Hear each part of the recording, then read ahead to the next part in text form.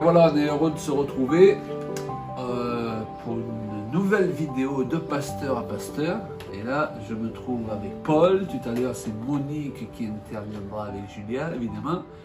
Et on vous a visité pour une énième fois, visiter votre église. On vous remercie de nous faire confiance pour ces séminaires qui sont organisés, où on peut vraiment annoncer la parole de Dieu, pour bénir le peuple de Dieu, parce que c'est ce qu'on a vraiment à cœur, hein, bénir les autres.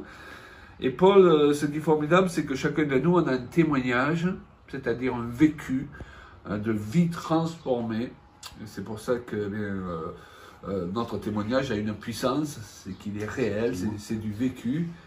Et ce que je trouve extraordinaire avec toi, c'est que tu as une enfance qui n'était pas si évidente que ça. Mais le témoignage que tu me rendais l'autre jour et qui me touche vraiment, c'est que tu disais, mais j'ai été guéri. Si je n'avais pas rencontré le Seigneur, je serais peut-être mort aujourd'hui ou je serais amené à me suicider, même, tu as dit. Je voulais. Ouais. Mais aujourd'hui, je suis guéri et donc je suis en état d'apporter aux autres la guérison de Christ. Hein? Exactement. Grâce à Dieu, oui, je suis guéri. Oui, j'étais vraiment désespéré, hein, parce que j'ai vécu une enfance difficile. Et l'église, justement, elle est située en face de la cité de l'enfance, où j'ai passé de l'âge de 8 ans à 14 ans là-bas, sans parents, et je me posais beaucoup de questions. Est-ce que Dieu existe? Pourquoi dans ma famille, mon père était alcoolique légionnaire, ma mère est morte, on se retrouve, on était à 4 à se retrouver dans cette maison, cité de l'enfance, quoi. Et c'est sûr que j'ai fait un apprentissage après 14 ans, pendant 3 ans dans la vallée de Münster, et là, c'était bien. J'ai appris un beau métier, la peinture, ça me plaisait. Mais le samedi soir, je me sentais seul et je sortais et avec des copains, on allait dans les bars pour boire de la bière, dans les kilbs. Les kilbs, c'est des fêtes comme ça où on danse, on chante, on boit du vin d'Alsace. On boit un peu trop même. Un peu trop, et bien souvent je rentrais complètement ivre à la maison, enfin, où j'habitais chez mon patron, et le matin, tout le dimanche, j'étais pas bien. Beaucoup de solitude, beaucoup de questions qui me tournaient dans la tête. Est-ce que Dieu existe? À quoi sert la vie? Et ainsi de suite, quoi. Et un jour, quand j'avais fini mon apprentissage, je suis rentré de nouveau où j'ai grandi, dans la ville où j'ai grandi, à Guebwiller. Et là, voilà, j'ai rencontré un de mes cousins qui fumait du hashish et il m'a invité à une soirée avec des jeunes, écouter de la musique, fumer du hash. Et ça m'a un peu libéré de ce monde. Entre guillemets, quoi. Entre guillemets, mais je n'étais pas libre. J'en suis même devenu esclave parce que j'ai pris plusieurs drogues, LSD, mescaline, je me shootais avec du speed et toutes sortes de choses qui n'étaient pas très bons pour la santé, et parfois qui me faisaient même du mal. Et un jour, j'ai voulu tout arrêter parce que arrêter pas la drogue, mais arrêter de vivre dans cette société. Ce style de vie, quoi, qui détruit l'être humain, hein. Donc, voilà. Il détruit son cœur, voilà. Il le détruit dans ses émotions, qui détruit son corps aussi, hein. Voilà. J'ai tout vendu, les meubles que j'avais, tout vendu, je me suis acheté un sac à dos et j'ai dit, bah, je vais voyager. Hop, hippie. J'ai laissé mes cheveux pousser et en autostop, je suis parti. Alors, on a des points communs, Paul, hein. Donc, j'ai fait 13 pays pour découvrir un peu de tout, toutes sortes de personnes, toutes sortes de nationalités, toutes sortes de philosophies, de religions, et goûter à toutes sortes de drogues, bien sûr. Mais malgré tout ça, ben, quand je suis revenu en France, parce que je voulais aller en Israël du Liban et on ne m'a pas laissé passer, je voulais faire le tour du monde, je suis revenu en France et je suis arrivé à Nîmes. Et là, à Nîmes, j'étais à l'esplanade sur un banc et une jeune fille qui est arrivée. Elle avait une lumière dans ses yeux. Elle m'a dit « Jésus t'aime ». Elle m'a laissé un tract. Et j'ai pris ce tract, je l'ai mis dans ma veste de jeans et j'ai vu qu'il y avait en elle une force extraordinaire que moi, je n'avais pas. Et pour l'éprouver, je lui ai dit, Moi, je crois au diable. Ah ouais, Mais elle est restée toujours souriante et calme. ouais. Comme quoi, c'est pas seulement les paroles qui importent, c'est ce que, en tant que chrétien, on dégage. Et c'est ça qui fait que tu peux dire, j'ai vu une lumière aussi. Elle avait une assurance que j'avais pas, un amour que j'avais pas, une joie sur son visage, une lumière que j'avais pas. Et je suis parti le soir dans un festival rock, avec un copain bien sûr, et là-bas, d'un coup, je me suis senti mal dans ce festival. Il y avait tellement de bruit, puis je chantais comme s'il y avait des mains comme ça qui m'étouffaient. Et j'ai dit, le diable existe. Quelqu'un qui n'était pas content là. Hein? J'ai dit, le diable existe et tous ces gens qui sont ici, ben, ils servent certainement le diable. Et moi, je ne veux pas servir le diable.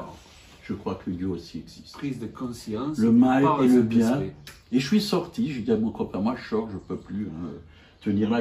C'était toute la nuit, il commençait à faire jour, hein, ce festival. Tout le monde se droguait là-dedans. Et j'ai sorti ce traité de ma poche, de la veste de jean. Et dès que j'ai lu un seul mot, Jésus, on a senti tous les deux la présence de Dieu venir sur nous. Alléluia. La présence de l'Esprit Saint. On s'est dit, Dieu existe. On n'est pas appelé à rester dans la drogue. On a un autre destin. Mais on ne savait pas quoi faire, on ne savait pas où aller. Et première église, on a vu une église catholique, quoi. Il y avait un presbytère, on a sonné chez le curé. On lui a dit... Dieu nous appelle, on ne sait pas où le trouver. Oui, c'est parce que c'est la seule conception qu'on a souvent de la religion, hein, ce contexte catholique, et merci Seigneur de ce qu'il est là. On cherche comment trouver Dieu. On lui a dit, au curé, il a dit, bah, écoutez, nous on peut pas, je ne peux pas spécialement vous aider, hein. Vous ne pouvez pas venir comme ça, on ne peut pas aller dans un couvent découvrir Dieu. On lui a demandé, il a dit, ah non, non, ça ne se passe pas comme ça. La seule chose que je peux faire, c'est vous donner un pain et un camembert. Je dis, oui, on veut bien. Il nous a donné le pain et le camembert. On était un peu déçus, puis on est parti, on s'est encore acheté un saucisson et une bouteille de vin. On a mangé ça, puis voilà, je suis retourné à Nîmes, sur le même banc, et j'avais dit à Dieu, si tu existes, j'aimerais une Bible. Et nous voyons une jeune fille, rayonnante, je ne sais pas si c'était la même, je ne m'en rappelle pas, mais elle était rayonnante, elle est venue m'emmener une Bible. Je dis, ah, bah, gloire à Dieu. Parce que la personne à la porte de qui vous avez frappé, elle est passée à côté hein, de sa mission de vous amener plus loin dans la connaissance du Seigneur. Mais le Seigneur ne vous a pas lâché pour autant, il a remis de nouveau quelqu'un sur votre chemin. Et c'est ça la fidélité de Dieu. Nous, on ne cherche pas toujours le Seigneur, on ne comprend pas toujours ce qui se passe, mais la Bible dit que lui, il nous cherche et il ne va pas nous lâcher comme ça. Exactement. Et là, j'ai pris cette Bible et je l'ai ouverte au hasard, comme ça. Et je suis tombé sur les actes des apôtres. Ils étaient un seul cœur, une seule âme. Ils partageaient leurs biens entre eux tous. Et ils vivaient vraiment ensemble. Et ça, je dis, ben, j'ai toujours rêvé d'être en communauté. Et peut-être que c'est ça, la communauté où je dois aller, quoi. Et là, il y avait un monsieur qui est venu, quoi. Il avait une petite croix. Il nous dit, je suis chrétien, je suis en train de retaper une ancienne magnanerie et j'accueille les délinquants, des gens qui sortent de prison, les drogués, les prostituées. On vit en communauté, si ça vous intéresse, vous pouvez venir, quoi. Et on a dit, ah ben t'es un bon gars, toi. On lui a tapé sur l'épaule, on lui a même donné un petit coup de rouge, là, un coup. Et il a bu un petit coup pour nous faire plaisir, juste une goutte. Comme ça. Puis le lendemain matin, on a senti vraiment qu'on devait y aller. On a fait du stop. Une voiture nous a pris, un minibus, et 70 km directement dans la communauté. On est arrivé là-bas, on a eu un accueil très chaleureux. On nous a préparé à manger, puis des jeunes nous ont donné leur témoignage, comment ils s'en ont sortis. Communauté de chrétiens évangéliques. Chrétiens, oui. Ouais. Comment ils sont sortis de la drogue, d'autres de la prostitution.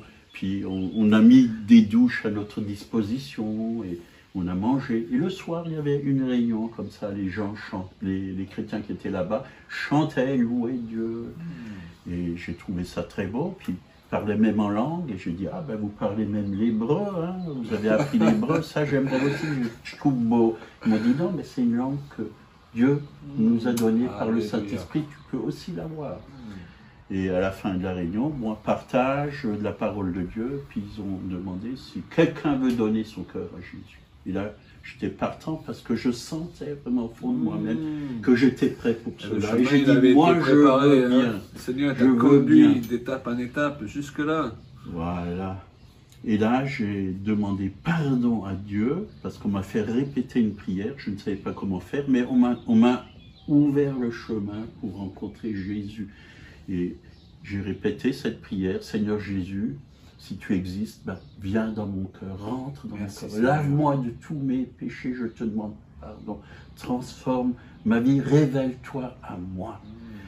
Et au moment où j'ai fait cette prière, il y a vraiment comme si quelqu'un me versait de l'eau chaude à l'intérieur. C'était pas à l'extérieur, mais à l'intérieur. Une chaleur qui est venue en moi, un amour qui est venu en moi. C'était tellement fort. Et j'ai vu défiler tous mes 22 ans de vie et sortir de moi. Wow. Tout le mal est sorti. Et un amour, une chaleur, une paix, une joie que je n'ai pas connue avant.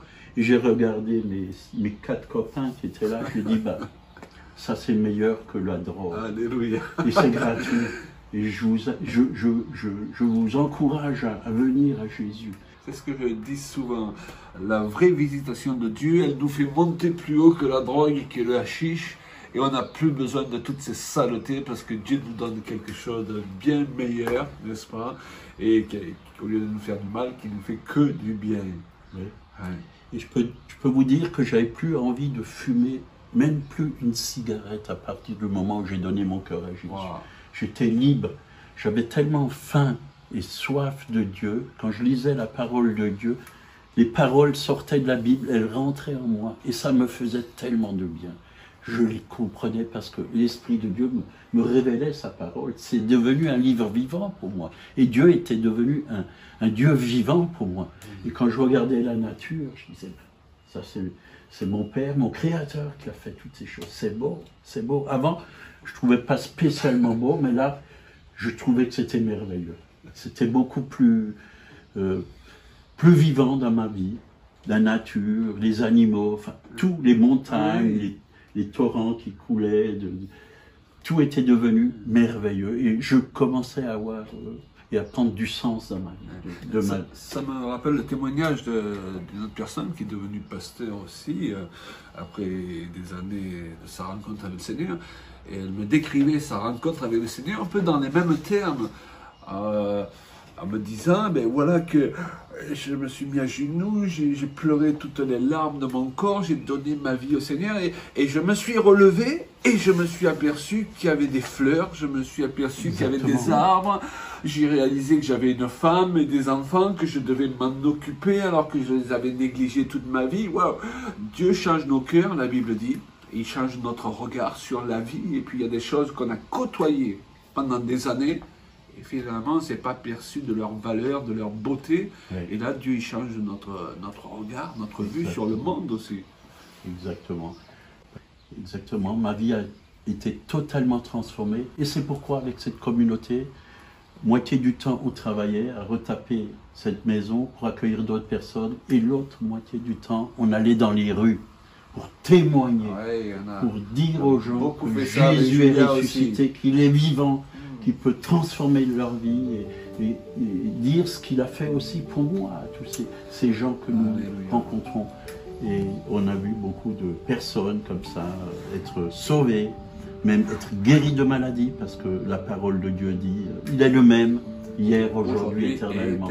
Il sauve encore aujourd'hui, il libère les captifs, il guérit les malades, il fait des miracles, il n'a pas changé, il est toujours aussi bon. Et ce qui se passe, c'est que maintenant, ben, tu es pasteur, oui. Hein, tu reçois des ministères itinérants comme nous, et tu encourages par ton témoignage, bien, tu aides les gens à rencontrer le Seigneur, d'autres à se fortifier dans la parole de Dieu. Et c'est sûr que lorsqu'on est dans ces vies souvent dysfonctionnelles, hein, avec la drogue pour combler un manque, avec nos manques affectifs, nos complexes, eh bien, on a du mal à imaginer qu'un jour on pourra être un sujet de bénédiction pour les autres, pour enseigner les autres, un sujet de bénédiction pour ce monde. Mais Dieu le fait parce que la Bible dit que Dieu a choisi les choses faibles, hein, et je m'y retrouve, tu t'y retrouves dans cette définition, pour confondre les fortes. Dieu, il nous équipe, il nous donne des dons qu'on n'avait pas hier, il fait monter à la surface des choses qui sont en nous, même depuis notre enfance, qu'on ignorait, qui n'ont jamais été exploitées, pour que justement, on puisse être un instrument entre ses mains.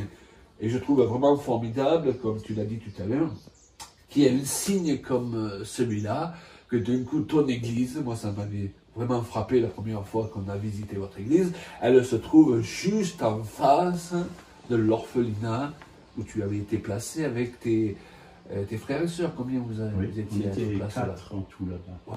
Dans cette maison. C'était un sacré clin d'œil de Dieu. Aujourd'hui, tu prêches la parole de Dieu juste en face de ce lieu. Wow.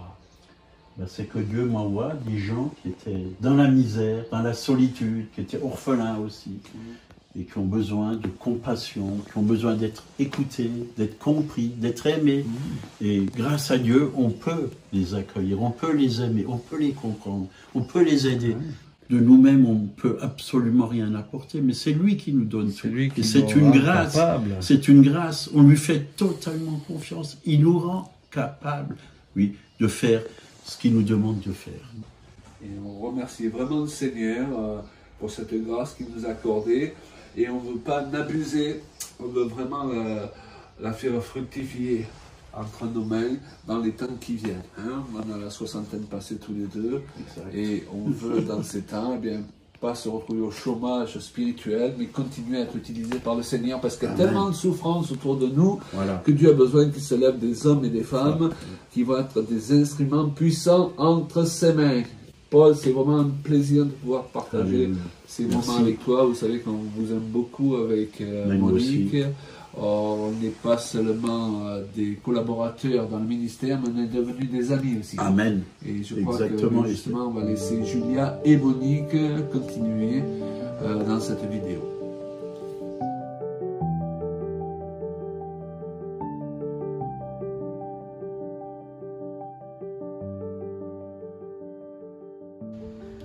Voilà, Monique, je suis ravie d'être avec toi. On est allé faire une super balade hier dans la forêt.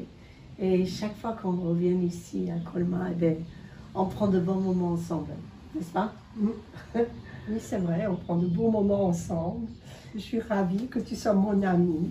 Voilà, et on a besoin des amis dans le métier de pastorat, parce que en voyage, on reçoit beaucoup de monde. Vous faites beaucoup de réunions et c'est bien de pouvoir partager avec Claude et Paul aussi. Et voilà, alors je voulais te demander, pour que les personnes qui nous regardent comprennent un petit peu mieux, comment ça se fait que toi et Paul, comment vous arrivez à devenir les pasteurs, le couple pastoral que vous êtes aujourd'hui, et comment ça s'est commencé avec toi, comment tu as rencontré le Seigneur? Alors, comment j'ai rencontré le Seigneur? Donc, je suis issue d'une famille catholique. J'ai 2 frères et une sœur. Et mes parents étaient quand même pratiquants parce que mon papa, il chantait les vêpres. Ok. Et mes frères étaient servants de messe. Et donc, j'allais quand même beaucoup écouter la parole de Dieu parce que... Et ça m'a... Je pense que depuis toute petite, j'avais la crainte de Dieu dans mon cœur. D'accord. Mais je n'avais pas compris que Jésus m'aimait.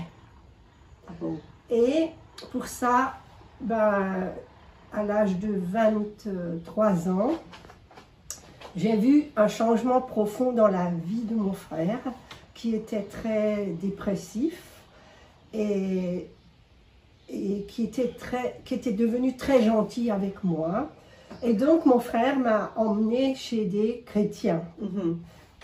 Évangéliques, et moi je croyais que c'était une secte, et je les ai regardés vivre, et j'ai vraiment compris que ces jeunes, parce que j'étais jeune à l'époque, on était tous, on était jeunes, et bon, c'est une grâce de Dieu de pouvoir donner sa vie aussi au Seigneur jeune. C'est vrai. Absolument. Parce que ça nous évite beaucoup d'erreurs. Ouais.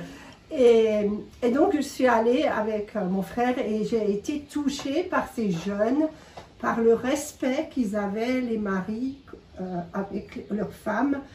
Et le soir, en rentrant d'une sortie avec des chrétiens, j'ai dit au Seigneur, Seigneur, ce que ces jeunes, ils ont, je le veux vraiment. Mais avant, j'ai oublié de vous dire que j'étais à un culte évangélique dans une maison, parce qu'il n'y avait pas encore de salle de réunion vraiment. Et j'ai bu toutes les paroles que le pasteur avait dites. Et je trouvais ces gens très propres. Et moi, je me trouvais très sale. Et le soir, quand j'ai vraiment donné ma vie au Seigneur, j'ai senti comme de l'eau couler là. Bien sûr, c'est quelque chose de psychologique. On ne peut pas créer ça. C'est quelque chose de surnaturel. En fait. Oui, voilà. Hein? Parce qu'on ne peut pas expliquer. Et je me suis sentie vraiment lavée Wow. du péché, parce que je savais que c'était le péché. Et j'ai décidé de donner ma vie au Seigneur. Et je peux dire qu'il m'a comblée jusqu'à maintenant. Alors, tu avais quel âge à ce moment-là? J'avais 23 ans. D'accord. Et à quel moment tu as rencontré Paul? Parce que c'est très probable, non? Un Alsacien qui rencontre un Italien de Sicile, voilà. Et un arrière-plan très différent aussi. Oui, on avait un arrière-plan très différent, c'est vrai. Avant ma conversion, j'étais fiancée, puis mon fiancé m'a laissé tomber. Et normalement, j'aurais dû devenir dépressive. Et c'est là que j'ai vu l'efficacité de la prière de mon frère et des frères et sœurs dans la foi. Et je me suis sentie portée et ça m'a relevée. Et donc, j'ai quand même mis beaucoup, j'ai eu beaucoup de souffrance dans mon cœur parce que pendant 2 ans, je ne pouvais pas prier pour un mari. D'accord. Pourquoi? Et mes 2 frères se sont mariés à 3 semaines d'intervalle. D'accord. Et moi, j'ai distribué toutes les affaires que j'avais emmagasinées pour mon mariage à mes frères. Et mon frère m'a dit, écoute, le Seigneur a le meilleur, l'unique mari pour toi. Il a le meilleur pour toi. Et ça a résonné dans mon cœur. D'accord. Et j'ai dit... et là, j'ai pu commencer à demander un mari au Seigneur. Et j'ai demandé un bouillon. Bouillon, qu'est-ce que tu veux dire par bouillon? Bouillon Un pour Dieu. Un bouillon pour le Seigneur. D'accord. Et donc, je suis allée à une convention à Chalon-sur-Saône Oui. avec des catholiques, protestants, évangéliques. Il y avait donc 2000 personnes sous un grand chapiteau. Et ma sœur qui était avec moi m'avait présenté Paul, qu'elle connaissait déjà, et un tas d'autres jeunes. Ouais. Et moi, je me trouvais toujours avec Paul il y avait des thèmes, et je me trouvais toujours avec Paul à ces thèmes. Et un jour, on était tout un groupe au bord de la Loire, et Paul nous a donné son témoignage. Je dis, ah, c'est magnifique quand même, je sais que Dieu peut faire des grandes choses, mais alors là, c'est formidable. Un des derniers jours, donc c'était un pasteur anglais qui était là. D'abord, il a boosté la foi des gens, et après, il a dit, maintenant vous vous levez, vous demandez en silence dans votre cœur ce que vous désirez le plus à Dieu. Et Wow. Paul était à côté de moi, et lui, dans son cœur, mais bien sûr, je ne savais pas, il a demandé une femme, et moi, j'ai demandé un mari. Et nos chemins se sont séparés, et normalement, on n'aurait plus jamais dû se rencontrer, parce qu'on ne savait même pas le nom l'un de l'autre. D'accord. Oui, mais Dieu, il fait des choses cachées parfois. Hein. Il a une façon de mettre en place des circonstances, parce qu'il sait ce qu'il a préparé pour nous. Hein? Oui, c'est vrai, le Seigneur, il sait ce qu'il a préparé pour nous. Et donc, en fait, ma soeur, elle avait donné l'adresse à tous ces jeunes. Mes parents avaient encore des vignes. Et ma soeur, elle avait dit, si vous ne savez pas quoi faire, ben, venez faire les vendanges. Et donc, ben, mon futur mari m'a vendangé. Il est venu. Et une petite anecdote, Paul, il avait dit à ma belle-sœur, tu vois, à mes 30 ans, je serai mariée. Et moi, donc c'était au mois d'octobre. Je me suis dit, mais il sera marié. Mais je dis, t'as quand ton anniversaire? Et il dit au mois de mai. Et au mois de... Et il avait 29 ans. Il avait 29 ans. Et je lui ai dit, mais tu n'as même pas de fiancé. Seulement, Paul, il avait déjà prié et savait que ça allait être moi, son épouse. J'aime trop comment le Seigneur il fait des choses. Et je pense que si Paul serait venu et m'aurait dit, tu sais, tu seras mon épouse, Dieu m'a montré, je pense que ça n'aurait pas... Fait, oui, voilà. Mais Paul avait beaucoup de tact et de sagesse. Il est venu me... voilà, il m'a dit, prie, regarde si Dieu m'a donné des sentiments pour toi, prie, regarde. Voilà. J'ai prié et petit à petit, le Seigneur me donnait des sentiments pour Paul. Et en fait, on s'est mariés. Son anniversaire était un jeudi et on s'est mariés le vendredi à la mairie et le samedi à l'église. Et Paul venait d'avoir 30 ans. C'est magnifique. Et après, Dieu a pourvu aussi à tous nos besoins. Parce que Paul n'avait pas de salaire, touchait pas de chômage, il sortait de l'école biblique. Et moi, j'avais que mon salaire du magasin où je travaillais. Mais Dieu a pourvu pour tout. Pour tout.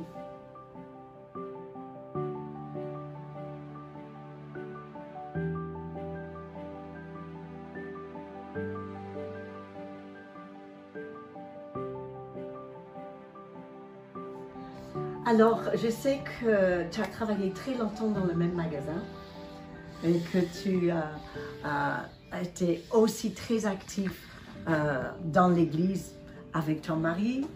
Tu t'es occupé et tu occupes encore de ta maman, des membres de ta famille. Tu te donnes beaucoup et tu as une générosité énorme, je trouve.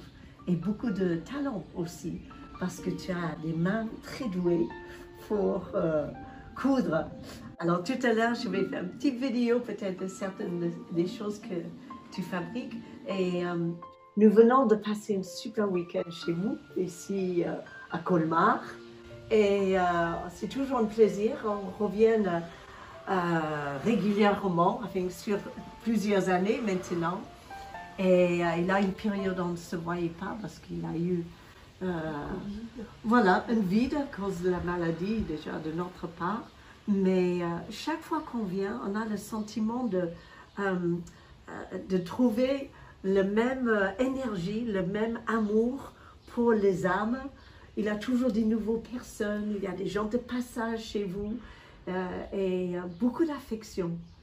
C'est merveilleux. Claude et moi, on apprécie énormément de venir vous voir et d'entendre comment le Seigneur, il vous avait gardé, préservé à travers des années. Il vous avait aussi guéri, restauré maintes fois. Et aujourd'hui, quels sont vos projets? Déjà, le premier projet, je pense qu'on est amené à persévérer par ces temps difficiles pour continuer à exercer notre ministère et à bénir les autres. Et surtout aussi à amener des âmes au Seigneur et à amener peut-être à maturité certaines personnes, enfin, à les tirer vers le haut, je dirais. Voilà. Tiramisu. Tiramisu, oui. On a mangé une tiramisu hier soir et Paul disait très bien qu'en fait, la définition de tiramisu, ça veut dire tirer vers le haut. Et mon mari qui utilise souvent cette expression, on a très bien mangé en fait.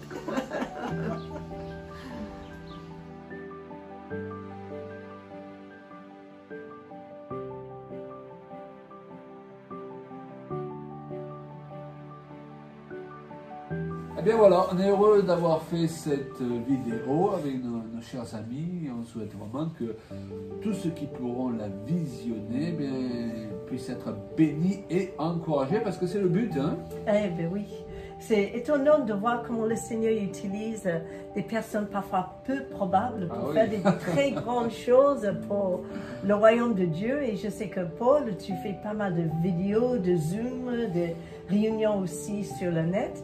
Et voilà, tout est bon, hein? C'est pour amener l'évangile auprès des personnes qui sont dans le besoin. Tout est bon, oui, avec le Seigneur, avec sa sagesse, Et nous sommes heureux d'avoir reçu le ministère Claude et Julia Pagnan. Et bien sûr, beaucoup d'autres ministères qui viennent nous encourager. On a vraiment besoin les uns les autres. La complémentarité. Voilà, que Dieu vous bénisse et soyez dans la joie et visionnez ces vidéos et partagez-les pour bénir le plus grand nombre. Amen. Super, À bientôt. Amen. À bientôt. Merci Monique, merci Paul. Bye.